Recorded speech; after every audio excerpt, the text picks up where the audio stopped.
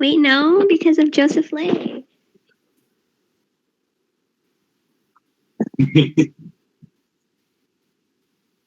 I'm not gonna. How long? Guys, I'm not gonna take credit for things I didn't do.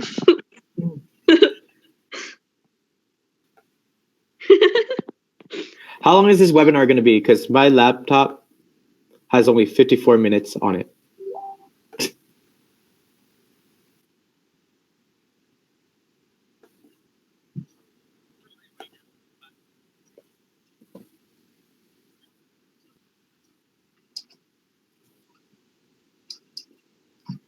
Can they see me?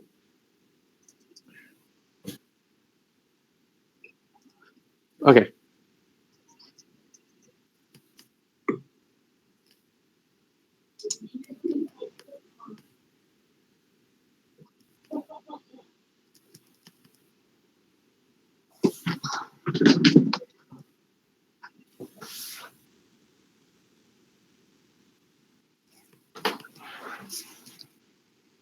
All right.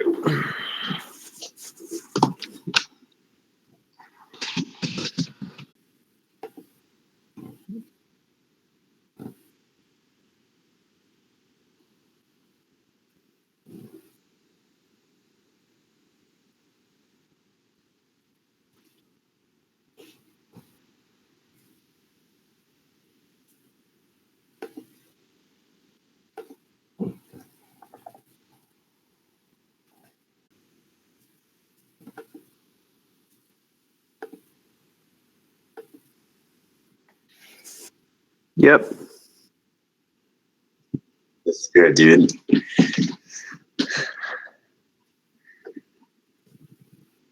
But it works.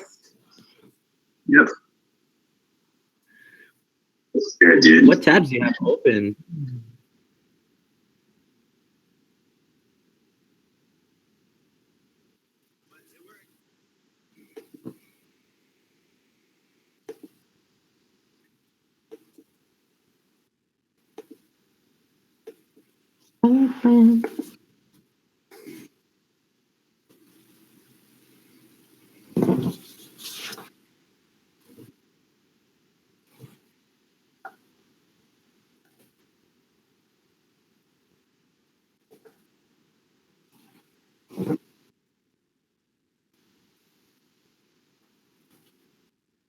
Got it. I got UOP and Delta.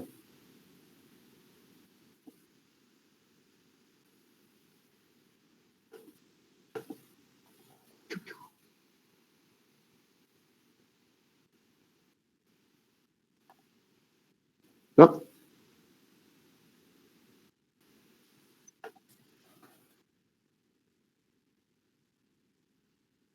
It's here.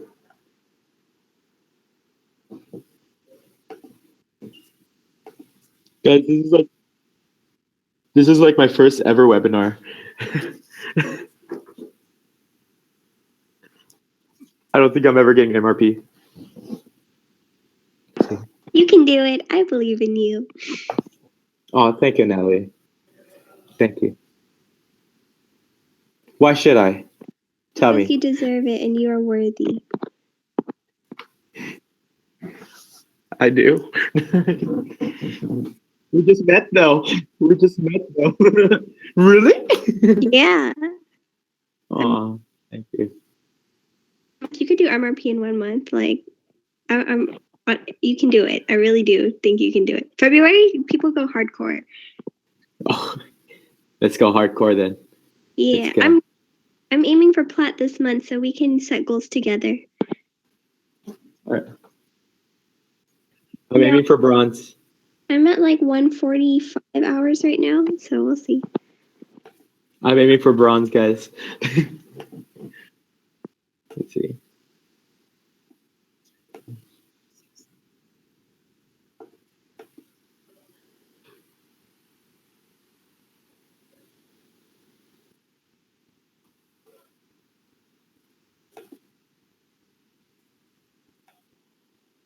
Hi, guys. Hi, bots.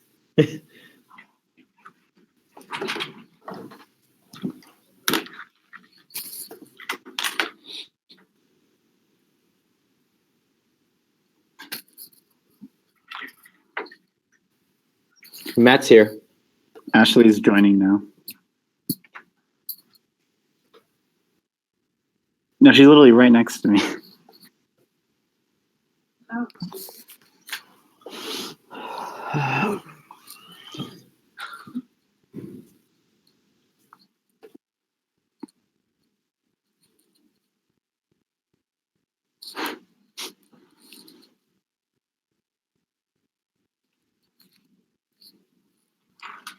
I think all of UNR is watching in like one room after because the meeting just finished. So we're just using the same room.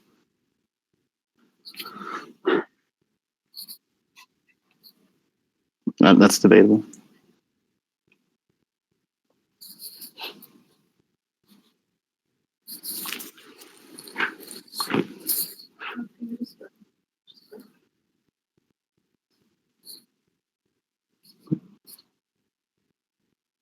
Join the Google Hangout, not the YouTube. Oh shit, where am I clicking? The Google Hangout, man. And exit out of the YouTube one, or like mute the YouTube one. Oh, okay.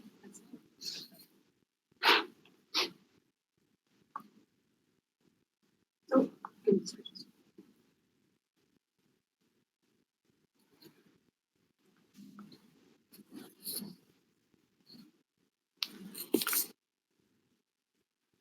Okay.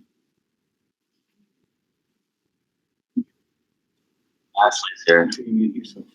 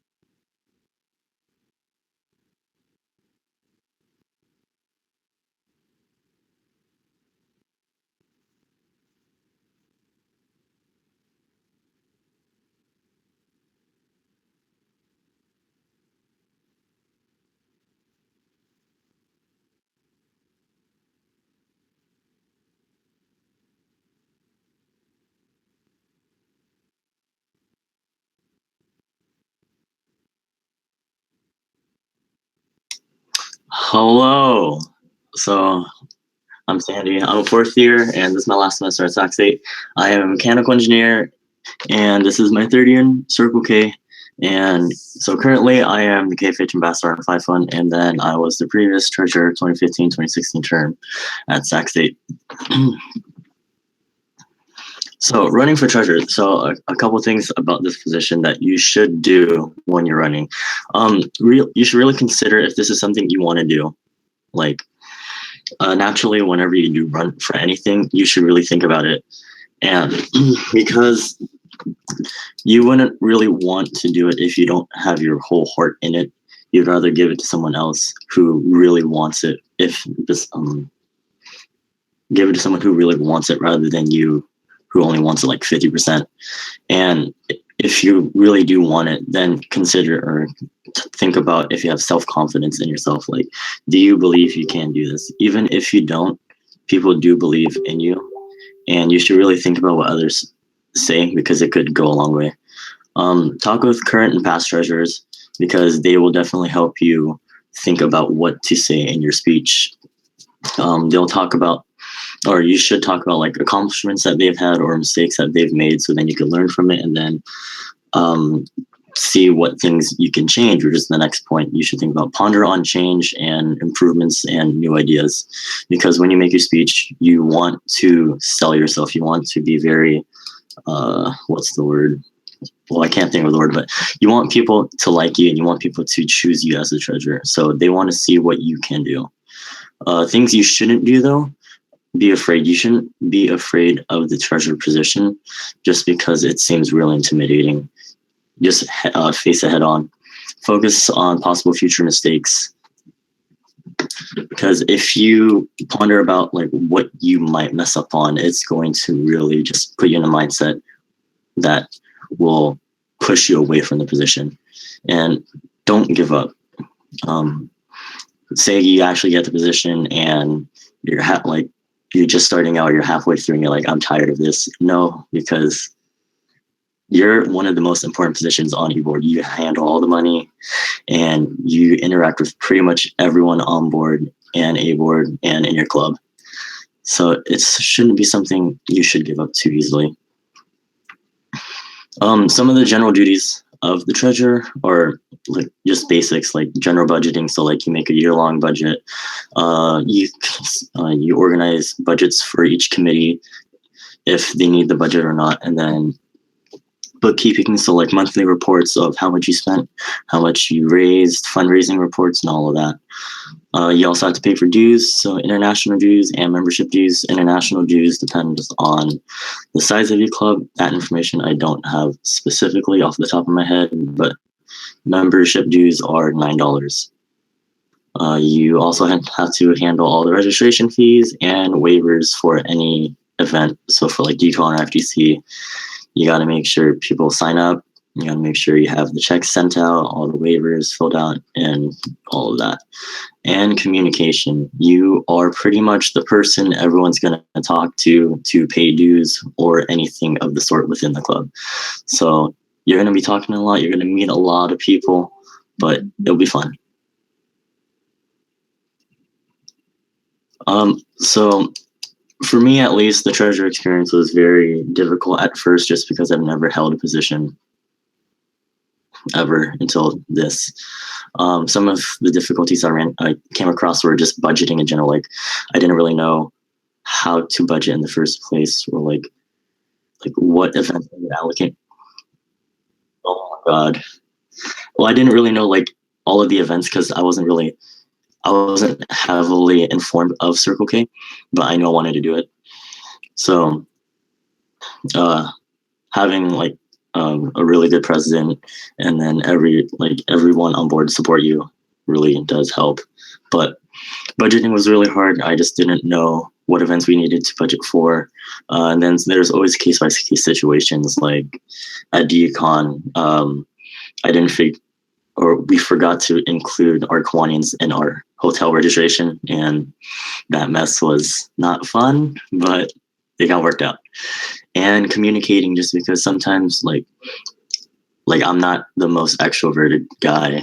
I had to push myself to talk with others, interact with members, encourage people to go to events, and just do a whole bunch of communicating. Like, my year, I didn't have a fundraising chair, so I did my best to do a lot of fundraisers. So I had to call a lot of people, meet up with people, organize a whole bunch of things, and then committees on top of just figuring out a lot of random things here and there. but it's very fun and rewarding. Like you learn like a lot of skills, just like communicating, budgeting, finance, like real world applications. And it will go a long way. It's a major resume builder. Like I think if it wasn't for Circle K, I wouldn't be working at the state right now. You learn a lot about people and like how to interact with others just because you're constantly talking with people. Since you're on board, you're doing presentations, so you're talking in front of large crowds. Again, you're just communicating about like how much money we have in the club and so on and so forth. And sometimes you're forced to be a leader just because handling money, sometimes you have to be very stern about what you think is the best for the club. And sometimes, like if we're going off of a case-by-case situation where a committee member goes over budget or somehow we didn't account for something and now we're like $200 down, like you have to take the initiative and just figure out what to do, and be as organized as possible about it and efficient. So it really just helps you like develop leadership skills. And if you really think about it, at the end of the day, you are the backbone of the club. Like the club's not going to function without the treasurer. So 2 quotes real quick to wrap up. The first one on the left, you only have one life, so try to make the most of it. Lawrence told me like towards the beginning of our term, like you make the most out of the position, you do whatever you want with it. So this quote is like similar to that, but in a life perspective. And then the quote on the right, stop doubting yourself, work hard and make it happen. Like if you really want to do something, just do it. If you want to, like, let's say you want to raise $1,000 for the KFH, yay. Just work hard, see what you can do with others. Definitely ask for help, reach out to those if you need it, and it'll happen.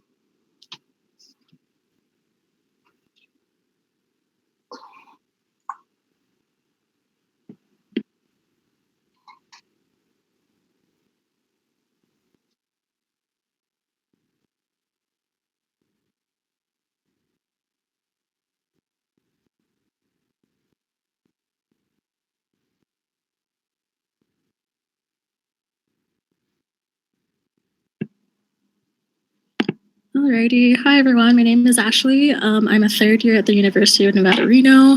I'm majoring in biology. Let's see. Right now, I'm just a general member and a family head. And I've been in Circle K for about 3 years now. So, yeah. Let's see. So when I was running, I was honestly incredibly skeptical because same with Sandy, I've never had a leadership position ever, not really. I think the best way to go about that for me was to just ask our past secretary what to do, what the duties were, to see if I really wanted to do this role, because it did have clearly defined roles. And so I felt like I didn't really have to make anything up as I was going along, except for just organization and things like that. So the duties of a secretary include making sure that you get everyone's SERFs, which are the club event report forms from events, all types of events, service, leadership, and fellowship. The big thing for secretary is making sure that you have everyone hours updated. Sorry, I can't talk right now. And that seemed like the most daunting task for me because we had about 90 active members. And so keeping track of everyone's hours was just very, very difficult. Another thing was submitting the monthly report form to the LTG, taking minutes at board meetings, taking attendance at general meetings, and just helping out the elected board and the appointed board. Yeah. So my experience, it was honestly very difficult to to really do this position because I had no clue what I was doing at first. But I think as I went on, I was able to really get everything together and be organized. The biggest problem I had was making sure that everyone got in their SERFs on time. And so I had to really devise a system for everyone to send me their SERFs so I can actually keep track and have an updated master record sheet. I think this position is honestly very rewarding because there's just, I don't know, I felt like I really gained a lot of leadership skills, and I was honestly a bit scared about, talking to people and just talking to groups of people and things like that. And so I was able to really stand up and make sure that people knew what I needed from them and things like that. Yeah. That's all I got.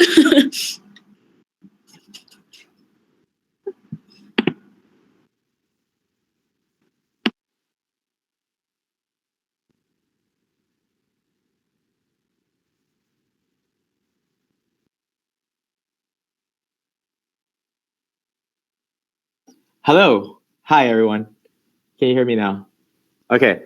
So, hi, everyone. My name is David Ngo. I am a 5th year at the University of the Pacific, and I'm also a graduate master's student in computer science. It's also my 5th year in Circle K, and for Mr. Vietnam, I placed 7th place out of 10. Currently, this year, I am the Capital Large Scale Service Project co-chair, and the positions I've held in the past was Spirit Chair, Vice President of Service, for my sophomore year, and for my junior year, I was president. Yeah. So yeah. Next.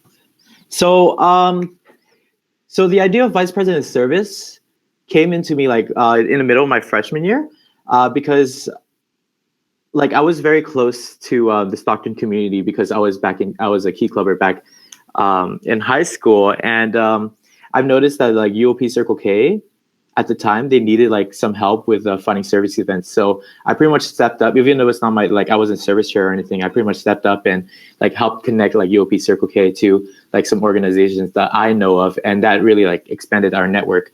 And that really like I fell in love with that job, because I already had ties with the Stockton community, but I want to bring us a lot closer to the Stockton community because I felt like UOP Circle K has so much value in everything that we stand for and everything that we do that I want to like pretty much optimize it and like make and just bring us out there a lot more, especially for our members.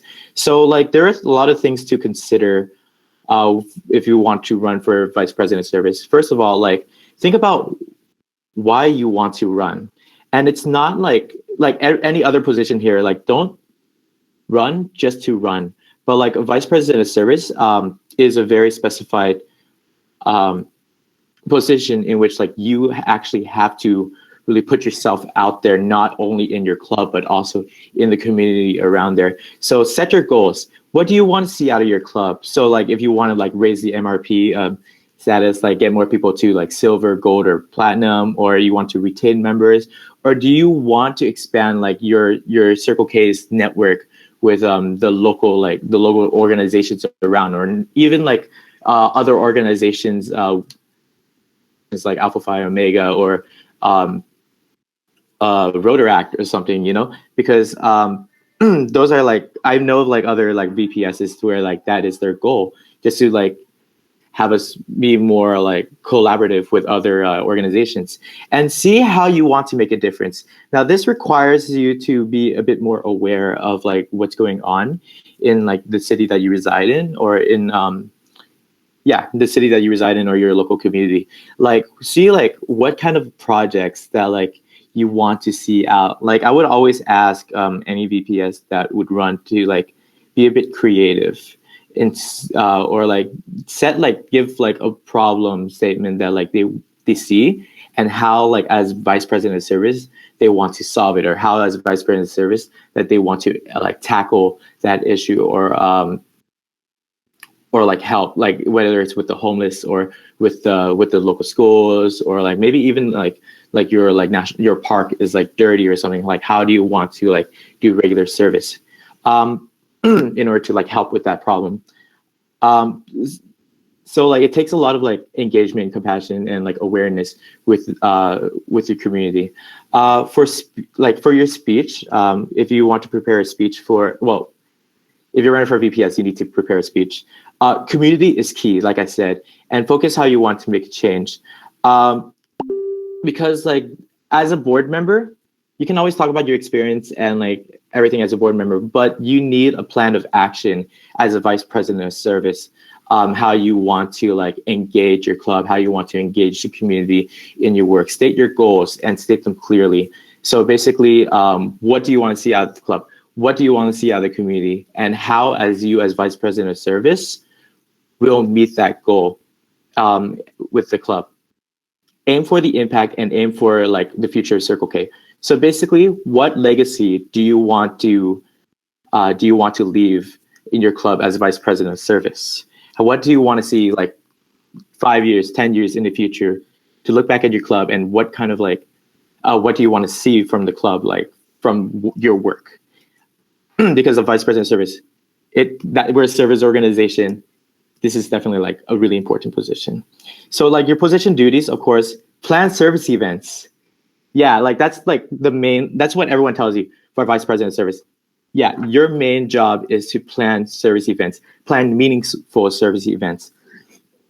And as vice president of service, you establish a close relationship between your club and the community. And that is through emails, constant contacts, and setting up service events or planning service events with them, or even just to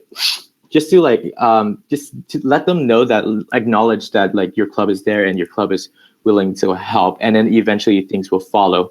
And another duty is engage with your members to go to service events. So like the president is basically, you would see, is the face of the club. You are basically the face of the service events to your club, but also to the community, to all the organizations out there. You're basically the face of the club to them, because they will be contacting you directly to set up these service events. So you're basically the representative for your club. Also, it's also your job to inspire your members to take part in the meaningful service events. Like inspire them to like lead or chair events, or take them out to like volunteer. It's basically, you're supposed to, I guess, like to hype them up or encourage them to go out there, and eventually like your numbers will grow, hopefully.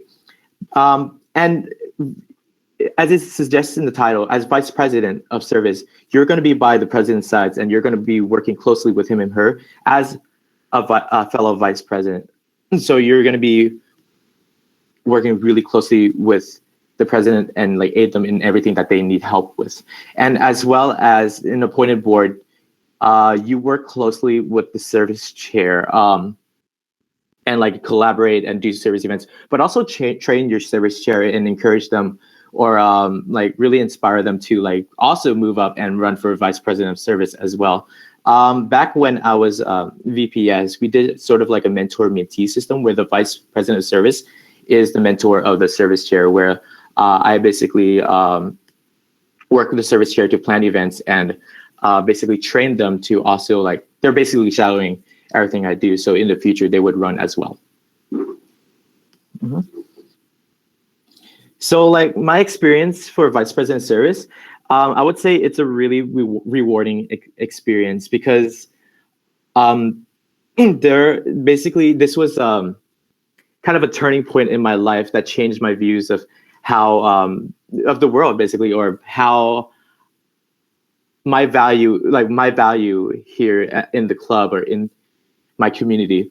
So yeah, in the community, I established very close relations with the organizations, with like Salvation Army or St. Mary's Dining Hall or the 4-H Club, that like we're basically talking to each other in a very friendly, close, personal level. And whenever they need help, like even to this day, they would still like text me or email me just to check up on me or like ask for help outside of Circle K and stuff.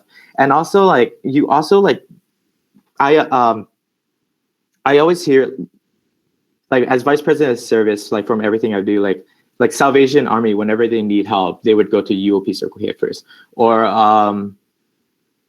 St. Mary's Dining Hall, like they would always go to UOP Circle K because of the presence that I've established with them, or the close relationship that like we made with each other, and it's really like it's a really great experience. And for my own personal growth, So when I was a sophomore, when I was a freshman, I ran for vice president of service, and I had little to no leadership experience at all. So as a sophomore, I was pretty lost, and I didn't really have like anyone to really like train me because my predecessor wasn't there at the time.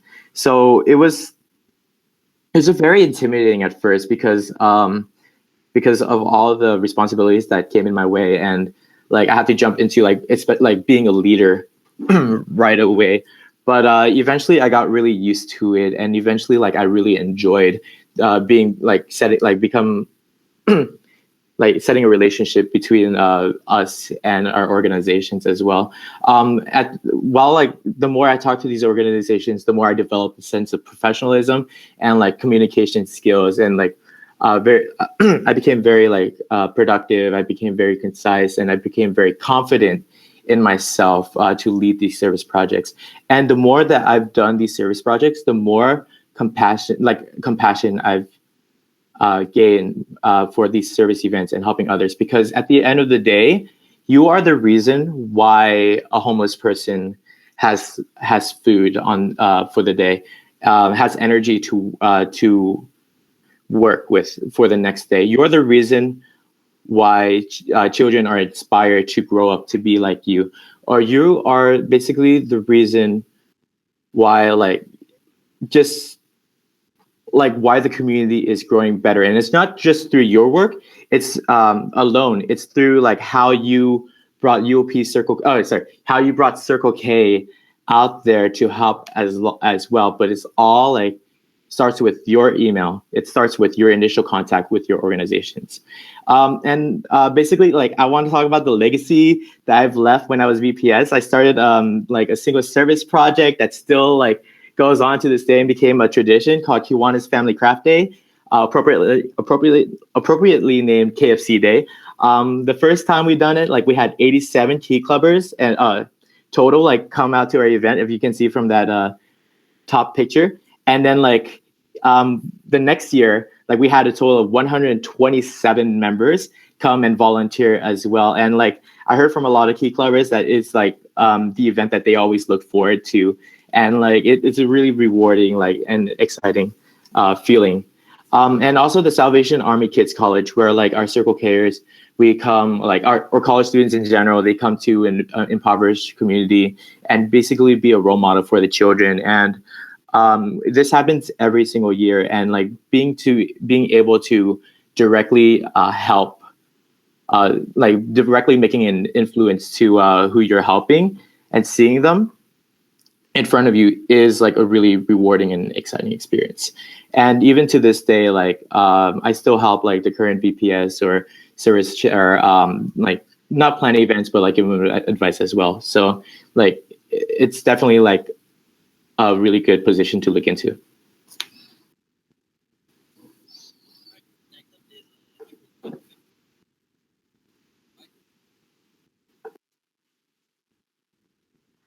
All right. Hi, everyone. So, for those of you that don't know who I am or whatever like that, my name is Michael Nobang. I am your VPA Vice President of Administration representative for tonight. I'm a fourth year at Sacramento State, psychology major.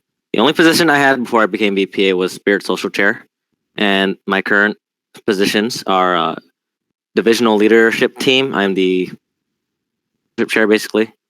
Then I'm also the district on to international convention chair. By the way, CKX, our registration is out. Woo! Right. So I had like a quote on the next slide. So basically, I was like, when I was deciding how to further my CKI experience, I thought about the kind of person I am and what I like doing. I really enjoyed giving people opportunities to better themselves and become stronger leaders. So I decided on Vice President of Administration. I was going to talk a little bit about how to prepare position duties and some other stuff I forgot to put down. And yeah.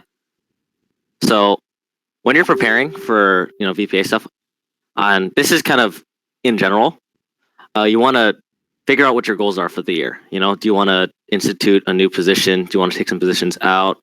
You want to streamline your application process, et cetera, et cetera. one of the best ways to learn more about your position is to talk to past officers who've had the position, so you can learn more about what you need to do, what you'd like to do, kind of get like a foundation and a baseline so you can go from there. When you're making a speech, create a speech that talks about your goals, your experience, and your qualifications. You know, be decent at public speaking. Doesn't have to be amazing, but it's got to be good enough to get your point across. Always prepare for different questions. Mainly questions focus on like potential resignations, positions you plan on adding or subtracting, because many times, or at least from what I've seen, those questions are usually asked during a VPA caucus. What are the duties of the Vice President Administration? As you can see in this very handy list I made, and I think I messed up one of my hyphens because I can see it and it's bothering me. You work with and alongside the appointed board of officers. You create the application for the year for interested members. You determine the available appointed board positions for the year. You serve as the right hand of the president, meaning if the president is absent or otherwise incapable of performing his/her duties, you have to kind of fill in the space until such a time that the right or a new course of action can be decided. And you take up any duties the appointed board is unable to fulfill, or you delegate that accordingly. So, example, Sandy brought this up during his thing. We didn't have a fundraising chair, so we kind of split it up, and all of us kind of worked on fundraisers in our own way. And yeah, you can go ahead to the next one because I can't see it. Sweet, thank you. All right, cool. So I'm using my psychology stuff to my advantage, but I'm gonna talk a bit about like what I did and then like how I felt. So in the position, as in being strictly a VPA, I worked with a bunch of diverse personalities. If I recall, we had like 8 appointed board officers, 9. I can't remember. I also had to handle 2 resignations at the time. That was weird. I also had frequent one-on-ones with my appointed board officers just to check up on them, see how they're doing, see if they need any help. I also kept my officers accountable on fulfilling their position duties. So, you know, basically make sure they're doing their jobs, see if they need any extra help. Lawrence was gone when he was president for like 1 board meeting, so I got to host it. It was pretty legit. Everyone attended that could attend. Everyone else was out of town. And act as a resource or an aid to appointed board members as needed, because as stated previously, your duties include picking up their work if they can't do it or if they're being lazy. So you're gonna have to do that. And then extra role stuff, which is basically stuff outside of the role. I got to know my A board better because, you know, technically speaking, you don't have to like the people you work with. It helps, but you don't have to, you know? I assisted other I typoed. Ooh. Assisted other e-board officers when available or when they needed my help. I remember there was like a small thing. Some officers from another club needed like some VPA advice, and I talked to them a little bit about it. And they told me things got better after some other stuff happened. So I'm happy for them, or rather, I was happy for them since it's passed. And this one's optional, but you probably should do it. Got gifts from my appointed board at the end of the year banquet, and I also got a super awesome gift in return. It was in the photo earlier. So my experience, though, overall, I feel like I had a really good and really easy experience, and that partially made me feel like I wasn't doing enough, because being a VPA, it's either really easy or it's really tough, depending on how active your officers are or how everything's going and how your year is looking that year. You know, it's super flexible. It has such a wide like area of what you want to do. So there's that. I got closer to my appointed board officers whenever my president or secretary, treasurer, or VPS needed assistance with anything. I asked. I helped out when I could. I had to take on a few extra duties because we were missing some positions. We were missing 4 positions that year, and you know, since there was no one to fill that, and we decided against opening them up to the new members or members in general, we had to fill them in ourselves. And after that, I just kind of served as behind the scenes guy working on the club, doing whatever I can for making sure everything is going smoothly, all forms are being filled out, etc., etc. So yeah, I mean, I really enjoyed my experience. And if you are a people person, or if you like working with people, or if you like, delegating, kind of overseeing stuff, VPA is definitely a good position to take up. It's fun. It ranges from easy to hard, and all I can say is, when you're gonna do it, just do it, because it'll be very rewarding. That's all I got. Mhm.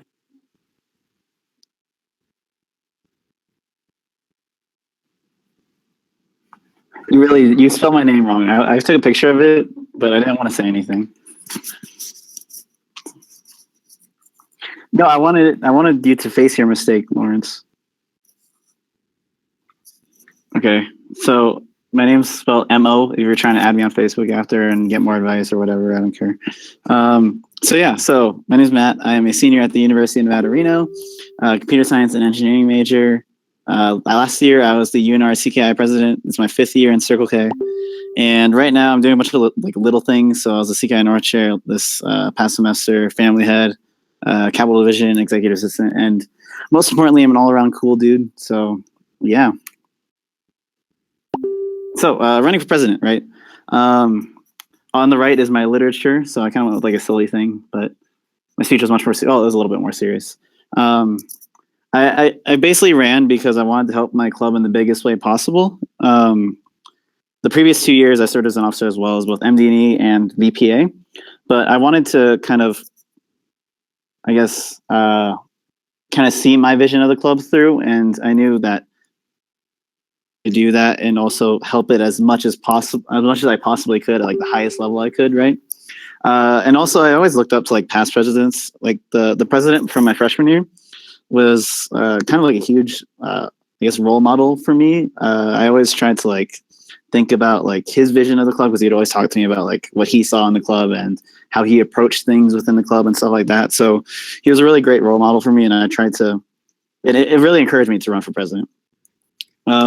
When I decided to run for president, one of the trickiest things was like coming up with a platform, because our previous president before me put it best, where it's like, you can say all these things like, oh, we can increase our membership by this amount, or I want to see us put on these socials, or blah, blah, blah, blah.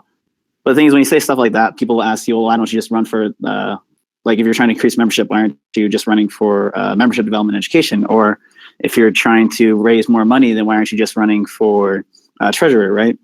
So when you're trying to come up with a platform, try to do like kind of big picture stuff. So you can see my goals on the right side. So I did like improve board efficiency, focusing on leadership development and improving board communications, which I elaborated much more in detail in my actual speech, but I don't have that much time here, so I'm not going to do that. So yeah, so duties for president. These are kind of the more general ones. They kind of vary club by club, because president's kind of a very dynamic position. It's not as like set in stone as a lot of like, secretary, where you always deal with the same like MRF, serfs, et cetera, et cetera, et cetera. It varies a lot by club. So these are kind of like the general things that are typically applicable to every club's president, right? So first, you want to represent the club at divisional and the district level. So that means going to DCMs, just like giving club updates, like representing the club, like kind of letting our voice be heard. So maybe there's like a district policy that's like not really favorable to your club. You can voice your opinion to your LTG and just kind of be the voice for your club. You also have to make a lot of big decisions, which is kind of hard to describe, because a lot of the big decisions, because there are a lot of like in the moment type of things, but you do have to make a lot of tough calls and good judgments and all that kind of stuff, which is tricky, but you get better at it. And as long as you work with like your faculty advisor, your Kiwanis advisors, they can always help you out with those decisions. You're also basically the face of the club. So when the people like outside of your club hear about Circle K from your school, they're going to probably think of the president first. So it's important to kind of put on a good face, I guess, and just like basically be a good role model for the club. The club also, your club members are kind of like a reflection of the president sometimes too. So it's important to always put out a good image, and like if people like the president of the club, they're gonna like everyone else in the club and be more like friendly to them and all that kind of stuff. So it's something to keep in mind when you're president. You're also generally leading board meetings and general meetings. So if you've ever been to a general meeting, then you know the president's the one usually up there talking about all kind of just like managing people, talking about the events and stuff. You also resolve conflicts. So a lot of time there's just going to be a lot of random conflicts that come up throughout the year, whether it's between officers or it's whether it's between members or maybe charity organizations that you're working with. There's always going to be conflicts. So it's important to learn how to deal with those conflicts in a way that I guess is, how do I say it? Well, you want to basically just resolve the conflicts in a way that kind of helps everyone out, and also basically you're kind of like a peer mediator a lot of the times too. So just get good at get practice with like resolving conflicts, and that'll help you a lot for presidency. Make sure the club is running smoothly. So this is kind of like a big picture thing as well. There's a million different ways you can do this. So this could be like having one-on-ones with your officers to make sure everything's okay, being in constant communication with your administrative vice president or vice president of administration, and getting kind of that communication with the appointed board, or maybe it's just directly communicating with the appointed board, seeing how things are going. Basically just making sure everything's running well. And then you're going to do everything that is not done by the other officers. So that's basically a lot of small tasks, which is also really hard to describe, but it's basically all little things that no one else does. So maybe there's things like setting up carpools or room arrangements, or what's a good example? Let's see. I had a good example, but I forgot it. So I'm just gonna move on. But yeah, so just you're gonna be doing a lot of little things from time to time. So my experience, just to kind of be brief about it, it was challenging, frustrating, and very stressful at times. But it was incredibly rewarding at the end of it. It was one of those things where it's like, I was like really like stressed out all the time and super frustrated and just like not super happy all the time. But towards the end of it, I could really see like how amazing the experience was and how much it challenged me to grow as an individual and as a leader. And there are a lot of highs to it as well. So there's a lot of good moments. And every time that something good happened, like it kind of made me forget about all the stressful times or all the sleepless nights that I had to go through to deal with like paperwork or stuff like that. So it's a very rewarding position, and you can really see it in the members' faces, especially as president, because you're always interacting with the members and you can kind of get their feedback too. And you can always see when they're excited to be at events and all that kind of stuff. And that always made me really happy and kind of kept me going through the position. You end up becoming the leader that your club needs you to be. So if your club needs you to be more like assertive with the division or the district, then you end up kind of becoming that person. It's kind of interesting because the leader I was coming into presidency is a very different leader than the leader I ended up being at the end of my presidency. I became a much more, I guess, logical leader rather than an emotional one towards the end of it. And I ended up just approaching things very differently, as each experience during my presidency kind of affected the way I approached the next situation, right? So it's a very growth heavy position. And another important thing too is the problems one president face, they're going to be very different from the problems that another president faces. Some of the problems I face, I can guarantee you, are never going to be a problem within our own club again for the next like 10 years, right? There's like completely random stuff that are really big deals that I needed to have help with from the quantity advisors, the faculty advisors, or whatever. So it's kind of hard to give advice for that kind of stuff. So I focus on more general advice. So a lot of these end up being like conflict resolution stuff too, but that's because as president, you end up doing that a lot. So general thing is always listen to both sides of the story. Like I've heard some crazy things before, and then I heard the other side and I was like, oh, it's not that bad. So just make sure you always listen to both sides of the story before you make a decision. And that goes with the next point too, with gathering as much information as possible before making a decision. As president, you want to make sure that you're always acting within the best interest of your club. And if you're not always as well informed as possible, then you might not be making the best decision. And also, I know there's like times where you have to make a decision like really quickly. And obviously, you just got to do the best that you can with that situation. It's also important to have constant communications with your officers. This is something I struggled with a lot at the beginning because there's so many officers on the board, and like having constant communication with all of them was really tricky. But towards the end of my term, I started working on it a lot more and I got better at it. And the best way to do it, honestly, is just meet up with your officers as much as possible. Email is great. Email is like a wonderful tool for the 21st century, but it doesn't beat just sitting down with an officer and just talking out the problems that they're experiencing and what they're struggling with and how you can help and all that kind of stuff. I know like the good thing too is to always think from the member's perspective. So just thinking about like, if I was a new member, how would I look at this situation or this event? Or as a new member, or as a general member, what would I like to see as a future event or stuff like that? And if you're not sure what a member might want, then just ask random members. Be like, hey, what would you like to see in our club? Because there are a lot of times where it's like, I'm not really sure where we should be going right now. So I try to think from that perspective, where I just straight up ask some members like, hey, what do you think if we started doing things like this? And they'd be like, yes or no, or whatever. So it's pretty helpful to do. Something really important is to always, to not be afraid to ask for help. I was going to reference a President's Retreat activity that makes you ask for help, but I don't want to reference it in more detail than that. But basically, it's like a really important thing where like, and it's very common from all the presidents I talk to where they don't ask for help ever because they try to get things done on their own, and they also don't want to like stress out their board members even more. But it's really, really important to not just like let everything pile on yourself and to ask for help when you really need it. Because if you end up just like being overwhelmed with work all the time, you're not gonna be able to help out your officers as much. And another thing too is if you ask for help, then you are creating more communications with your officers. They can get a better idea of what you're working on, and they can help you out, and then you can help them out in the future as like a kind of like a two-way street type of thing. So it's really important to ask for help. I cannot stress that enough. I didn't ask for help nearly enough during my presidency. The other thing too is it takes a lot for your club to explode. And what I mean by that is like when you're president, and like in general, most positions too, it seems like every mistake you make is like amplified by like a million, right? Because there's always this like pressure from other officers of the board or whatever, or Kwanians. But really it takes a lot to get a club to like completely explode or fold or whatever. So it's not the end of the world if you mess up, or if you throw a not so great event, or if there's like some slacking in some areas or something. It's not the end of the world is what I'm saying. So just know that you can just pick it up from there and keep working on it. And it takes a lot to actually make things go boom, boom.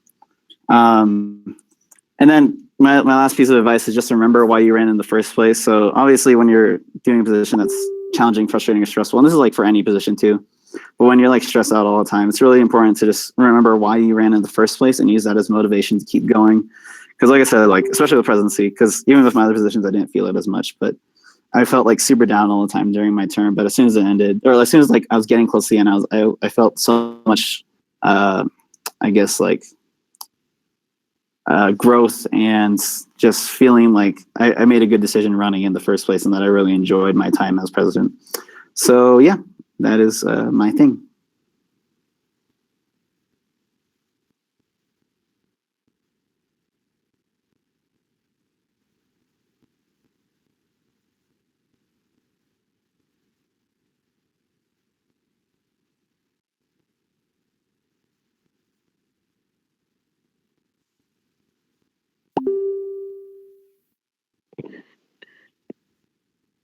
Hello, everyone. Thank you for having me.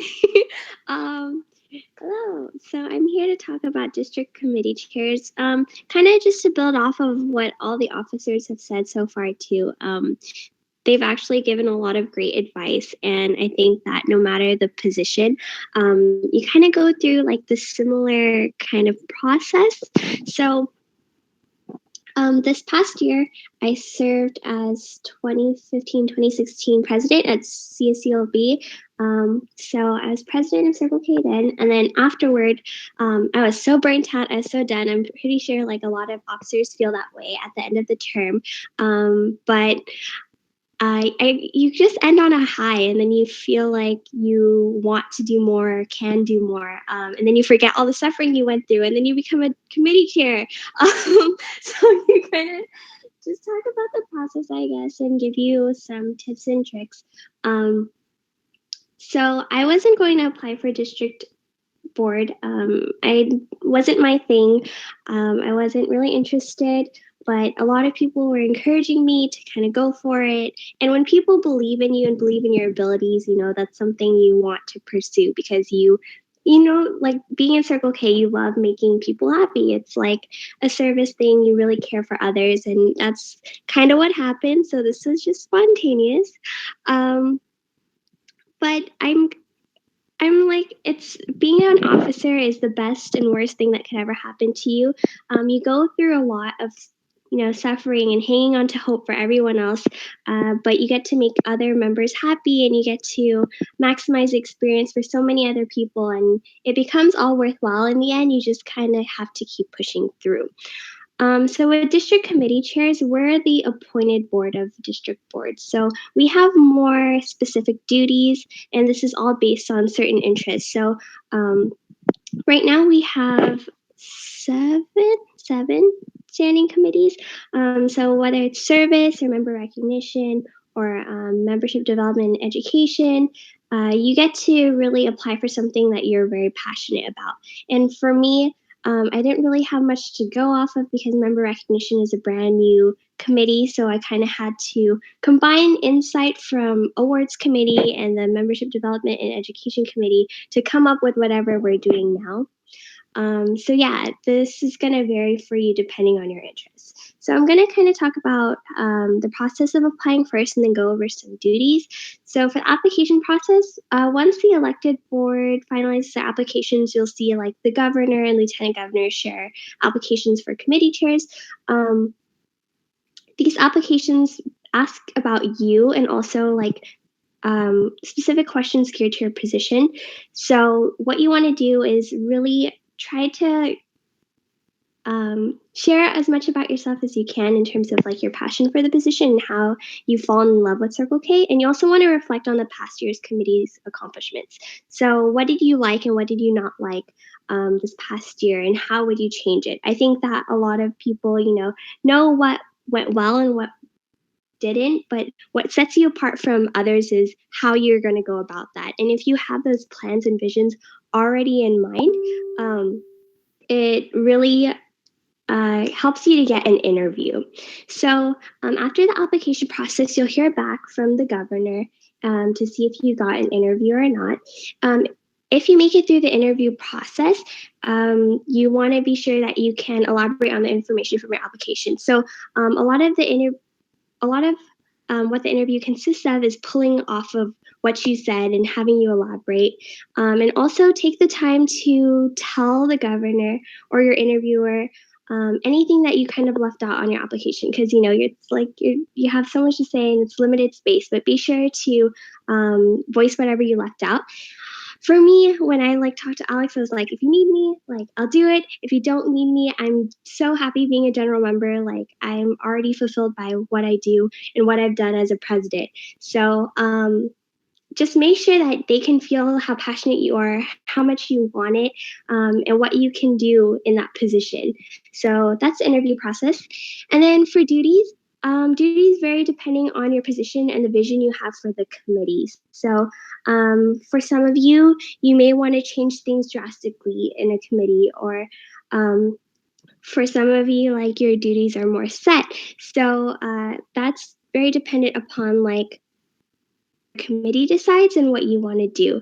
So with that, I think that a lot of people forget or don't know that the district board has to go through so much approval process. And honestly, I love being a president and I love being a club officer because you get to see the change quicker and you really get to feel the joy of everything. But for district board, that's so different. A lot of what you do is dependent upon the club officers and the clubs to use what you do. So you do a lot of behind the scenes work and people don't know what you necessarily do, but still fulfilling in the sense that for the people who do acknowledge your work, you're helping in some way.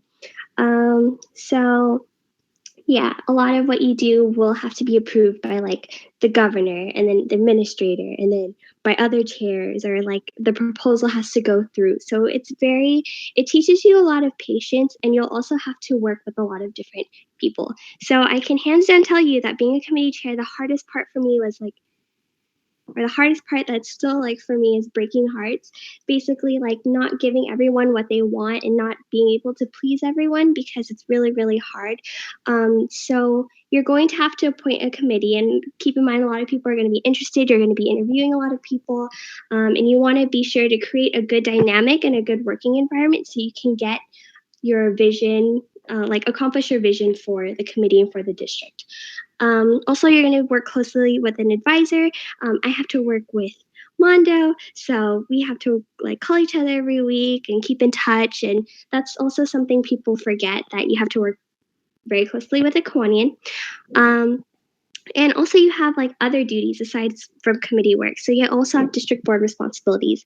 That includes like helping to facilitate at events. You also have your own monthly report form, so you're not going to escape that either. But it's a lot of reflection, and there's still a lot of administrative work behind it. So, I mean, overall, you know, member recognition is something that I love. Like, I love the little things, but then you have to remember that there's so many other things that you have to handle. I think it just slipped my mind that, membership recognition program and awards, there are things that, people are very, very anxious about. And I hate breaking hearts, and it breaks my heart that people have to go through so much to get the recognition they deserve, but part of changing how people perceive things. So I love making people feel appreciated, and I love the little things like Member Recognition Mondays. So you do get to put a spin on things and help the district to move forward and to grow. And that's just something to keep in mind. But ultimately, I think that no matter what position you go for, I guess just remember why you're doing it and why you love Circle K. Just like the past officers have been talking about throughout this webinar, a lot of what we do wouldn't be possible without, the club officers or the club members. So being a district committee chair is just working with them and having like your work shine through what they are able to do. So yeah, if you need anything, I will be heading over to our office hours at 9 o'clock. And if you need help on awards, we got your back. But thank you for listening to my spiel, and I wish you the best if you're applying for anything, whether it's an officer position or filling out an award. Capital is great. So thanks for having me and listening to me talk. But yeah, thanks. All right. Okay, bye.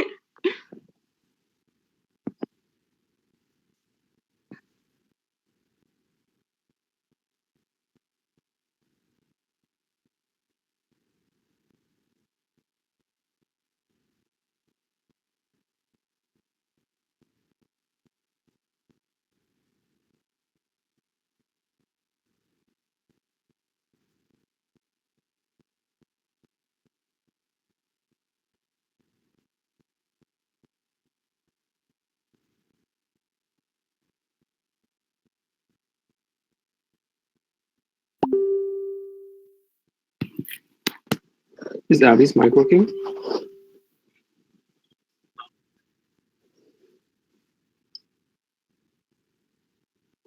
Yeah. Is it? Can you hear me? Okay, I guess I'll go first then. Hi, I'm Edward. I go to Cal State Sacramento. I'm a second year. I'm a criminal justice major, and this is my second year in Circle K. This year, I'm also the Kiwanis Family Relations Chair, along with being on the Fall Training Conference Committee.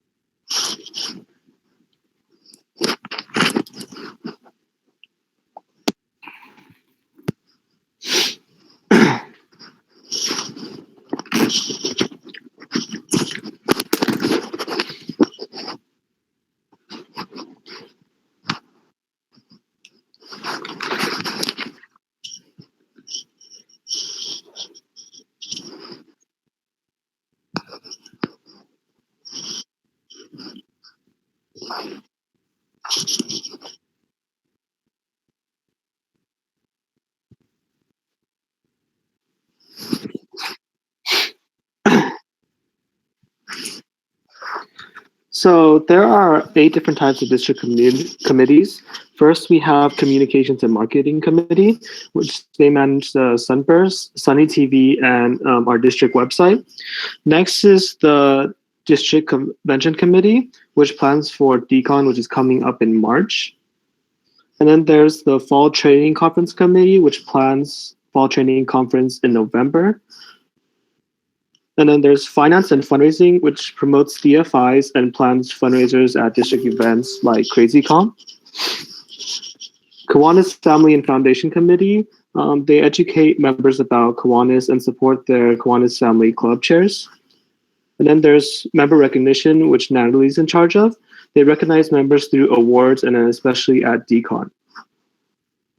Membership Development and Education Committee, they help with recruitment, retention, and education of members. And then lastly, there is Service Committee, which plans district large-scale service project North, South, and West, and service projects at district events.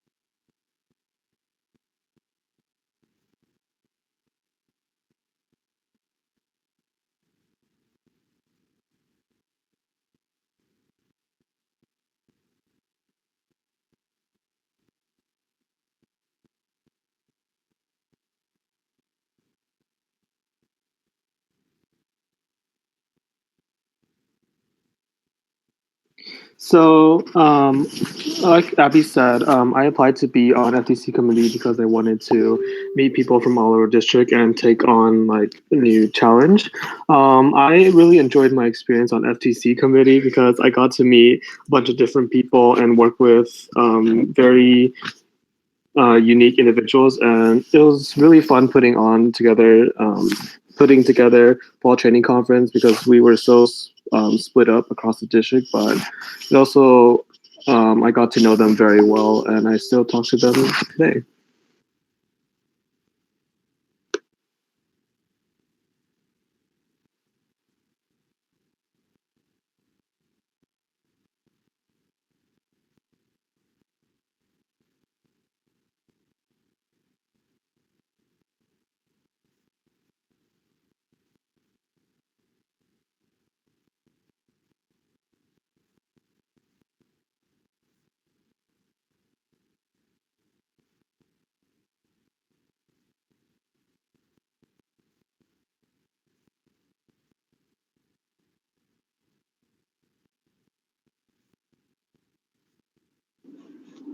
Hello, can you hear me?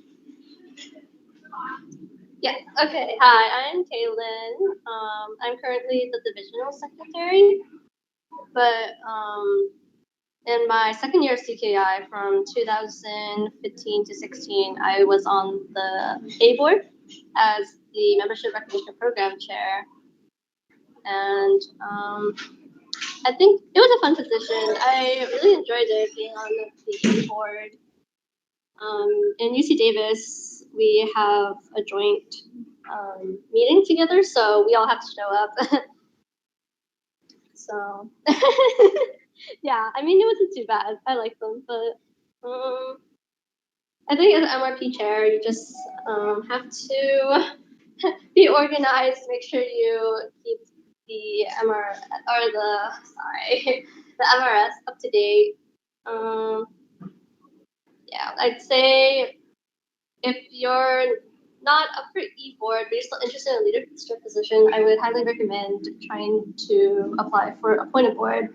There's a lot of positions that are more like specific in your duties, like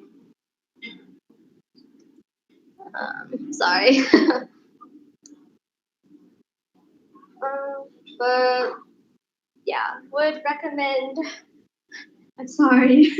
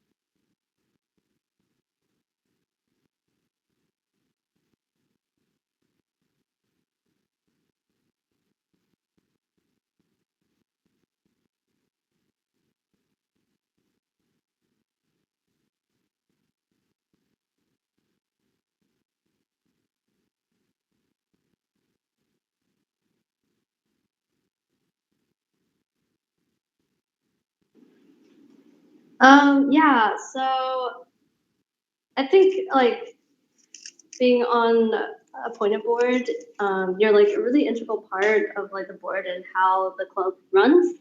Because I did a lot of things outside of my position of MRP. I had to help a lot of like, for example, like the single service chair. They had to pull off their single service event and then just help them with the logistics and stuff. And we help out the e-board and how the club meetings go when you're presenting slides and all that jazz. But as the MRP chair, I worked really close with the secretary to make sure all of my hours were logged in correctly. And then heading closer to decon, it was a little stressful, but got everything done and correct. But yeah, like Sienna said earlier, you can just get creative with any position you do because it's not like you have to follow exactly what the previous year did. Just make it your own position. Like, just have fun with it and you do you. I believe in y'all.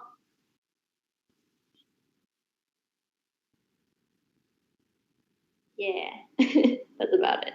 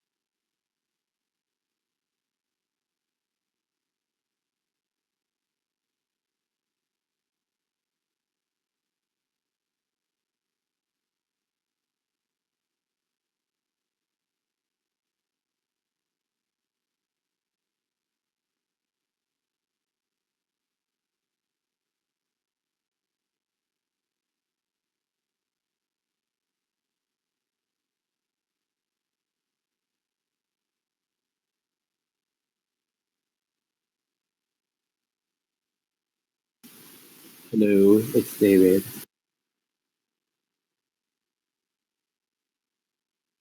Hello.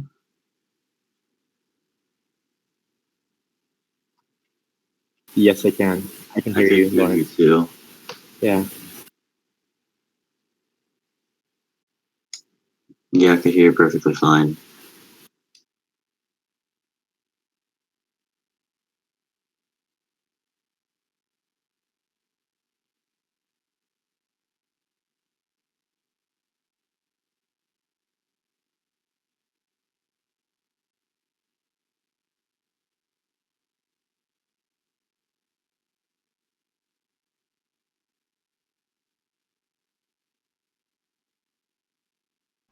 Hello? Cool. This should work. Okay. Oh my gosh, your mic was muted. Yeah. Can you hear us now? Yeah. Okay. This should be working. Oh, that means I didn't hear anything I said. Oops. All right. So talking about myself, when I decided to run, especially since I was a first year, um, it was a big difference for me. Okay, this should be working. Okay, cool. About being like, it was my first year in college, first year in Circle K, and I was really deciding between, you know, I thought I was too much of a follower in my leadership styles, and I wanted to be a leader. So it was like deciding to be like a president as a first year, and I really started about that.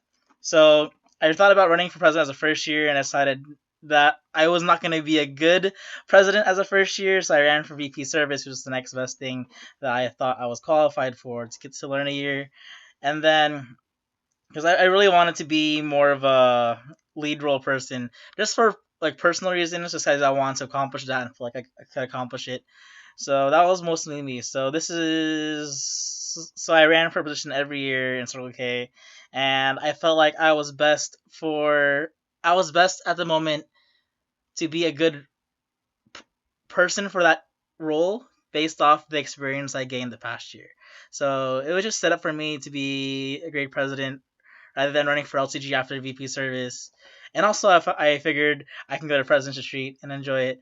And now I'm LTG because I felt like my club experiences would benefit the other clubs in the division, as well as I can do more for my home club at Sac State, because your home club is your resume when you decide to go for district. So that's what people really look at when you decide to go for positions after that.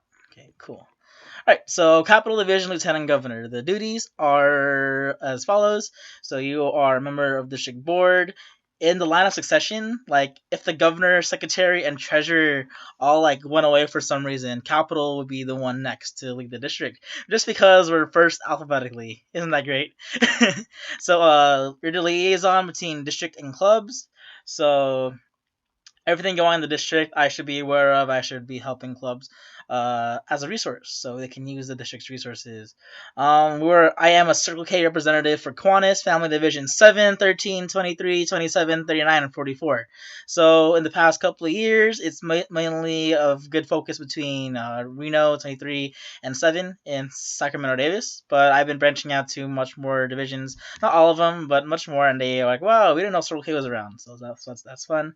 I advise and counsel all the Capital officers and members whenever I need to. I hold a monthly divisional council meeting, which is you guys know as DCM. Voting member of district board, so proposals I vote on them. And you make the division look good. So CKI North, we look good. FEC, you look good, and all those pictures we take, we look really good. So as long as the division looks good, you are good. Yeah, you submit an MRF every month, and that's in a nutshell the duties of me as an LCG. So in order to run for an LCG, optional at your club election day, you can run for club endorsement. So this is not a campaign. It's not campaigning. This is you giving a speech, usually 2 or 3 minutes, saying why you deserve to run, why you're qualified for this position. But you can't go over your goals. And then to receive an endorsement, you need to receive 2/3 of your club vote. So, for example, there's 60 people voting. You need to receive 2/3 of that. So that's like 41, right? Yeah, 41. And then unanimous endorsement is 100% of the club vote saying yes, you should run. Unanimous endorsements are actually pretty rare, but if you get it, more power to you. So awesome. So after that, it's submit a candidate intent form, proof of enrollment, so they know that you're actually a student, and a service agreement to your district administrator. Then you turn your forms in, and then you wait for decon to give your speech in caucus. So instead of speech first and caucus in separate times, you get 7 minutes total, so you have to be smart about what you want to do with your 7 minutes. If you hate questions and you don't want to answer any questions, you can give a 7-minute speech. More power to you. Do go for that. People won't like you, but you can do that. I've seen it happen, and people still won. After you have a caucus, that Friday night, you wait for House of Delegates Saturday afternoon, where you're nominated by a delegate in the House of Delegates, and then you give a 1-minute speech to basically wrap around your entire ideas, and then to win, you need to have 50% plus one of the delegate vote. So delegates, the way they work at the district convention is that the people who vote for the LTG are the clubs and the outgoing LTG. So every club has 2 votes, no matter what size you are. So let's say the biggest club, Davis, they have 2 votes, and every community college has 2 votes too. So regardless of what school you are, you have 2 votes. So there's going to be 7 times 2, that's 16. No, that's 14. So that's 14 votes plus the LTG. That's 15 votes, so you have to get 8 of those votes. It doesn't matter what votes they are, but as long as you get 8 votes, then you can be elected. So if I run for lieutenant governor, I ran for it because there's something I say that you really work to make your mentors proud. And I really looked up to the past LTGs from Luke Tanaka, Erin Slazowski. Even though she wasn't my LTG, I still got to know her. Christina, Kyle Prado, and Alex. Kind of Alex too. And then, yeah, it really worked out a lot for me. And then I felt like Sac State was in a really good position. Again, your home club is your resume. And it's really lonesome being on district because there's not a direct influence you give to people. Because it's not like you run a club. It's not like you lead board meetings. It's you be a face to the district. So it's very different compared to working on the club level. So I was able to bring my club experience to the district. So a lot of your officers in your schools do talk to me about random stuff, to complain, and that's my best I can do. And then I definitely build a larger network when it comes to social circles and stuff like that. I feel like I've made a lot more friends as an LCG than I ever thought I would. And again, your club will carry you through everything. Your home club is your resume. Literally, your home club my home club carried me a lot through this year, and that's something that having the LTG at your home club really does. So, hopefully, that can be you for your club one day. Okay, my experience is that keep in mind that you are a supporting member of the district board. So I felt at the beginning that I definitely didn't like the position because it was just so different from being a club. Again, it was like knowing the approval process. You have to work a lot more closely with your advisors. They have to know what you're doing before I actually do it. And that was something I didn't really like. It felt like really key clubby in my sense, but it's something I adapted to because running a club, you do what you want to do a lot more freely. That's the difference between district and club. I spent so much of my time, working with district chair applications, working with district committee applications. And then before I knew it, it was a month and a half of my term already over, and I felt like I was off to a slow start and I was unmotivated. So keep in mind that if you're an LTG, you're going to be a supporting member of the district board. All the chairs rely on you to make sure that their work is successful, and you go close to them, so you want them to be successful. That's why you are a supporting member. When it comes to all the officers, I work a lot more closely with the presidents. So it was fun getting close to the presidents. You can see in every group photo that there's I think so. Yeah, and the presidents pretty much are my pride and joy of the division. Not everyone else is my pride and joy, but I really take a lot of pride in the presidents because being a president, really, I know what they go through. Me being close to last year's presidents, I know what they went through, so I just wanted to help them as much as I could. So yeah, I traveled a lot more than I needed to. I traveled a lot. Yeah. It's something that was required of me because I could have totally went every semester visiting every club just once. But this is visiting other schools and being united with the division was something I took pride on since I was a freshman, and that was something I've been doing for. So when it became to being an LCG, it was just natural that I would visit clubs. It was fun being very spirited with you guys, and then branching into other Kiwanians. It's like Kiwanians like me, and it's nice knowing that they'll support me through everything I'm doing because they'll invite you to so many luncheons, they'll invite you to so many different events that they'll sponsor you to go to, and it's just like there's a lot of privileges that come with the duties of being a district board member, and it really is fun to reach. I felt like as an LCG, even though I was LCG, I was on district, I felt very dedicated to serving my home club still. Again, so I made sure that Sac State was the best. Well, I served Sac State to the best of my abilities as an LCG, so that involved me like bringing them out to all my travels, and then that's my role. I felt like I had to play for them because I felt like I'm very home club. Your home club is your resume kind of person, so that's why I did that. Okay. Oh, sorry. What was I gonna say before we go into questions and answers? So yeah, if you decide to be an LCG one day or run, it's a great experience. Just know that you don't have to be like me to be a great LCG. You don't have to be spirited. You don't have to be like super spirited. You have to travel as much. Is really what you make out of the position. If you look at Kyle Prado, he was a really good LCG because he was really great on a one-on-one basis, and that helped a lot of people for what was immediately needed. Um, and when it came to qualifications, I feel like anyone can really be an LCG. It's just you have to be aware of what's going on in the district, and people have to trust you. So, it's anyone can host a DCM, anyone can talk to someone when they're stressed, but it's just who does the division want to see be that person for them. So qualifications is more of a it's it's more on the individual than the qualifications. I would say, from my experience, or why I feel like who can become a great LCG. So if you're considering it one day, I would definitely recommend it. 10 out of 10. A lot of traveling, a lot of friends, a lot of faces, a lot of smiles, and then it's like you see all these clubs and all their enjoyment, all their smiles, all their fun, and you just look, well, this is my division in a sense, and you kind of.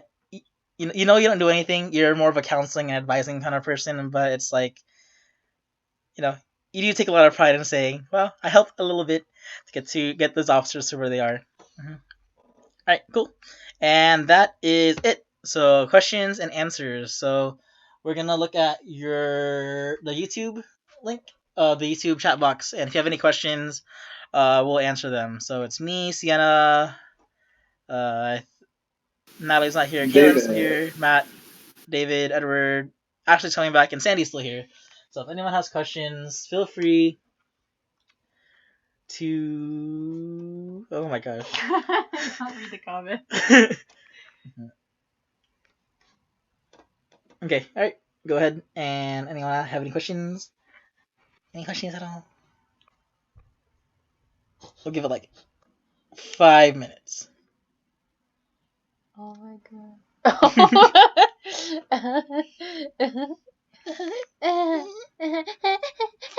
Shut up. Ow!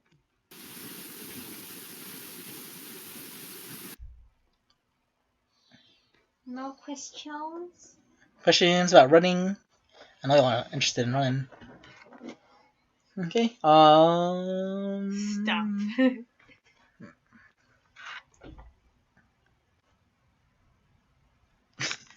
Stop, we can hear you, girls. Okay. Alright, we'll give it another 3 minutes for questions. Anyone want to ask questions about any position? I know a lot about the district chair and committee process. I helped Natalie get appointed, so I know that process. So, anyone, anything at all? It can be anything about our regrets, deepest, darkest secrets about the positions.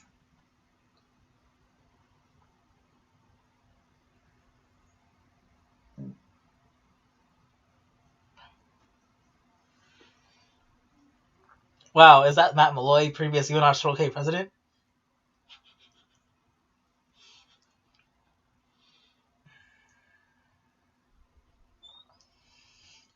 Tiffany Hong asked the question, based on your experience of each position, how do you all prevent club burnout? Does anyone want to take a shot at this question? I can. Fine. Oh, okay, fine. Go. Okay. Okay, so for burnout, personally, I think it's important to, as I think everyone says it now and again, definitely find time for yourself. If you keep finding that whatever you're doing as a chore, then it's going to feel like a chore, and that's usually what leads to burnout, because then you make it more like a job than something that you actually thoroughly enjoy. And so really the mindset you come with the position you want to do can definitely affect your overall outcomes and performance as whatever position you want. So yeah, definitely take time for yourself. Don't think of this as a job. I mean, it is a lot of work, but don't think of it as like a 40-hour-a-week job kind of deal, because it's not. Yeah. Now they're asking more questions. Casey asked one. Okay. For one more, I'll say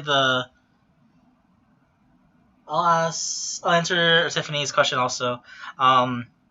So based on burnout, so I would say that I burnt out probably my VP service year. Like when it came to like enjoying Circle K work the same way I did my freshman year. Because hands down, my favorite year being in Circle K was always my first year. And then being on board, it's like you have to remember you're still a general member before all the other duties. And it's like I realized this the same what my mentors did for me in the past is that they all went through the same thing, transitioning from being a general member to officer, is that you no longer enjoy Circle K the same way you did, because being a general member, everything's new, and your experiences are really memorable. And then now after being a president in LCG, it's like the memories and that feeling that I had when I was a new member, and seeing that in the next generation of members, next generation of new officers, that becomes my enjoyment. So that's my sense of passing burnout. Okay. Casey asked the question, how do you overcome your fear of running for board? So I was never scared of running. So anyone else want Anyone else answer? Okay, so yeah, so running for board, I was actually really scared because I was really insecure about myself, and I was not really confident that people would like really respect me that much. What I did was I talked to my fellow board members. I talked to just anyone that I looked up to, or like my fellow members, and just see if they have any advice for me, or like just have like one of your best friends or your role models be there for you to rant or like ramble on, so you can just talk about your fears, and maybe they'll help you logic through it. But like how another way I overcame my fear of running for board is that like I think about why I want this position, and I think about like how much I want to make a change in my club, or how much I really want to step up and inspire other members as well. And I realized that the first step in order to do that is to run for board. And just like to be honest, I just like took a leap of faith and like figured, you know what, like screw it, like I'm gonna do it, like, and the worst answer that you will get is no. But at the end of the day, you still gain something. You still gain experience from running, and maybe one day, like you'll be able to go up and like run again. So, like that's my answer to that question. Really quick to give my 2 cents. During nominations, people nominate individuals for a reason, whether it's a funny reason or a very serious reason. They elect you regardless. So that means someone has faith in you and believes that you are meant for the position, and either you are meant for the position or you have the potential to go above and beyond with the position you were nominated for. And to me, if people can believe in me, I could also believe in myself, if that helps.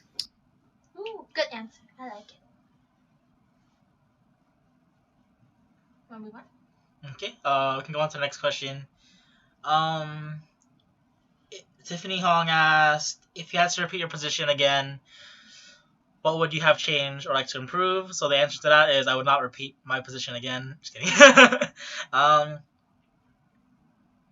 Yeah, anyone want to take on that question? So for BPS, how I would like to, if I were to repeat my position again, well, like I would like to improve how how I would handle these service events, because at the time I was really experienced.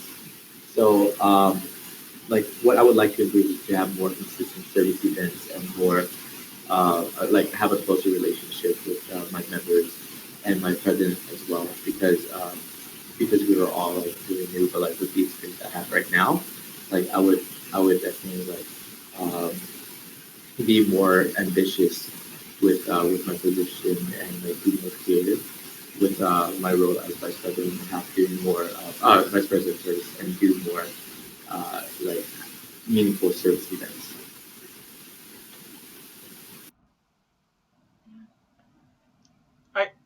Um, yeah. To keep that question answer short is that I would smile and appreciate the people who help me a lot more, because you really rely on a system of other people when it comes to your position. So I would be more appreciative, and then just so that I was a lot more happy.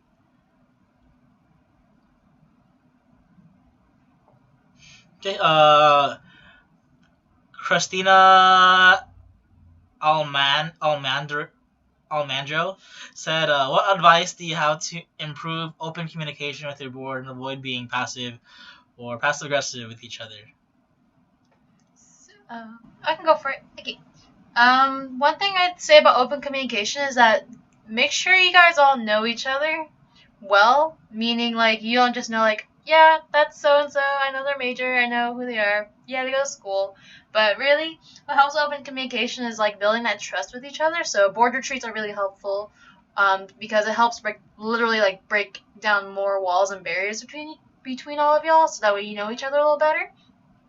And so one way to be not as passive is once you guys break that barrier and you guys are a lot more comfortable with each other, you're more likely to not be as passive or as quiet about your thoughts or when you're trying to bring up an issue, because trust me, I've had to bring up some issues, just like the little small things, just like, hey, make sure y'all watch how you act in front of like new members, because again, these new members are very impressionable, so they're like kids, they're sponges, so whatever you do, they're gonna absorb and do that too. So like college students are just young kids in adult bodies, so definitely addressing issues as soon as you can is helpful, and the way you say things too. So definitely just watch how you say things, because it's not a matter of what, as the saying goes, it's not a matter of what you say, but how you say it. So that definitely can contribute to communication, in my experience. Okay. Anyone else want to answer that question? How to open communication with the board? Cool. All right. So for me, it's like I suck at showing emotion when it comes to being passive or passive aggressive, because I was really busy as a president. Like I worked a lot, and if it was me being with people, it would be at a service event where I don't have to be like a certain type of person. I'm just there doing service. But when it came to talking with the board, I was really it was more of a professional side of me. I sent weekly emails to my board officers where I believe Sandy and Casey remember and Michael remember very kindly that they still like my emails. So I always suggest them like how I'm feeling, how I'm thinking about the board stuff, who I'm thankful for, and then I would always make them reply all. They have to reply to all my emails. They never always did it, but it's like that you can see it through their text that how they really say. It'd be like reply all, thank somebody for who helped you this past week, or something like that. That was the way I did it, and I felt like it went really well for someone like me who sucked at showing emotion. Okay, Christina Almandre's fault also asked, how do you deal with a board member who isn't doing their duties?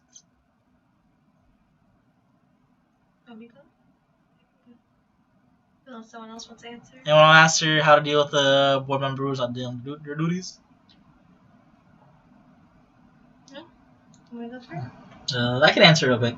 Okay. So, there's definitely a big difference between the way the board was set up my freshman year, my first year on board, my second year on board. We tried doing a certain way. Okay, we tried doing a certain way where the VPA, before he resigned and quit and bailed on us, he wants to have his own board meetings with the appointed board and like report their updates to us at the board meetings. It was really weird, but we trusted him at the time. We didn't trust him anymore after that, but like we trusted him at the time. But and then it was very hard to keep them up to their expectations at the beginning of the year, because at the time it was the time we needed them to do work. They didn't have the standard to what they should be doing. So it's very important to establish their duty standards at the beginning of the term by, that can be through one-on-ones, through board meetings, it doesn't matter, or just through different lines of communication, but that has to be established right at the beginning. And then throughout the year, you'll have times where board members just have personal stuff, it could be school, and everyone's always bound to ask for time off because they always find Circle K to blame Circle K for their stress. It is not always Circle K's fault, but sometimes they blame Circle K. But it's always good to keep them accountable. It's like, okay, I'll keep you. You don't have to go to a board meeting the next couple of weeks.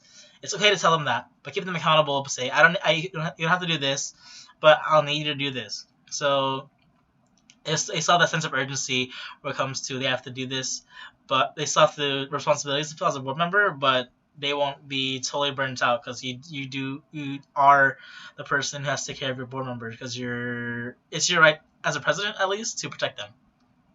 I had like a total different answer. Okay. One way to really get a person, if you really want to have a board member do their duties, if you feel like they're not fulfilling what they're doing, I think just talk to them, see what's up, catch up on like what's going on in their life, because sometimes you never know what happens, because with college, life happens, and I had a board officer who wasn't fulfilling their duties, and I talked to them and just got to see like how their life was going school-wise, and they just said that it was really hard for them to try and balance like some schoolwork. They began working, and they also got a little more involved, and they thought that them being more involved would be helpful, but for them, they just couldn't time manage well, and so it was just really hard for them to fulfill their duties, but once they realized that, then they stepped up, and now they're doing really great. So checking up on them too. And to answer Alex's question, best Travis Adventures, if he's still here.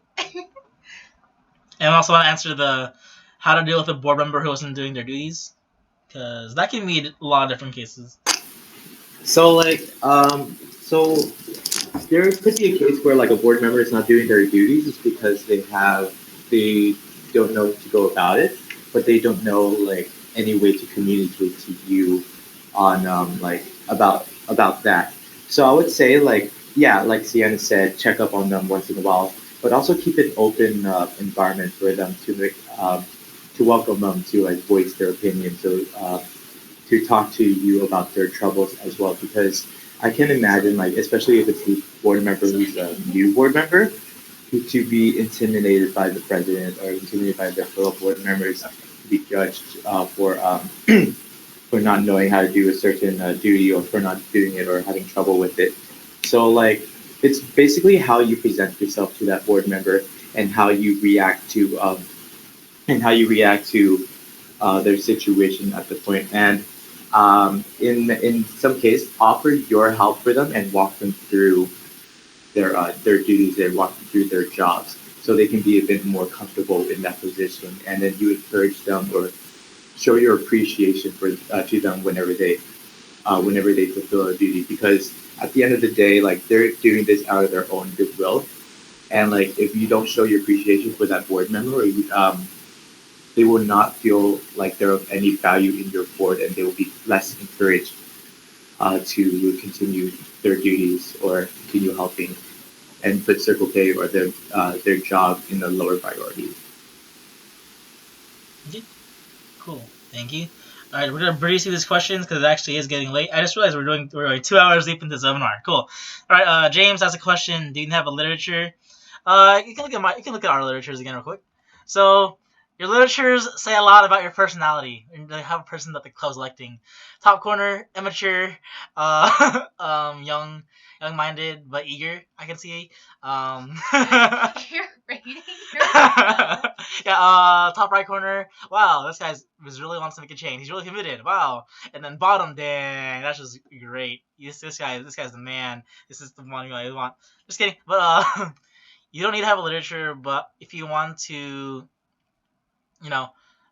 sometimes I feel like 7 minutes or is not enough to say all you want to do. So you can put that down on your literatures as well. And then look at Matt's literature. Aw, that shows a lot about his personality at the time. Okay, right. Yeah, but it's not required, but it's what you want to make out of how you're running. Okay. Okay, other questions. I'll answer 2 more. Can I be LCG twice in a row? I could, but I don't want to. Next, one more question. And let me see. Best try adventures. Okay. I don't think there's any more questions. So yeah, we'll wrap it up. That can be the end of our webinar. Thank you for everyone. What's the best position? What's this position? We'll answer that question, but we'll answer that question real quick. What is the best position? For me, my favorite position. It's different every year. I can say my the funnest position I had was hands down VP service because I made that position mine in a sense. There was not really structure with that, and I was able to freelance because I didn't want to be branded as service, as a VP service, but I was able to branch out to the board officers and be supportive. And then as a president, you just feel like everything is yours. You own this. You're like a CEO, and that was the most. It was the most what's the word? Reward. Self-gratifying. Self-gratifying, yeah. And then being LCG is basically being LCG on district board is like such a privilege, and I feel like I earned this privilege through the work I did for Sac State. So everyone has its own meaning. But my favorite position, hands down, like title-wise, was VP Service.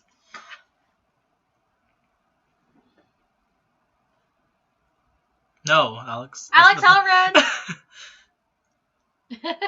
Said Sienna, just to verify. Sienna Ferdigo.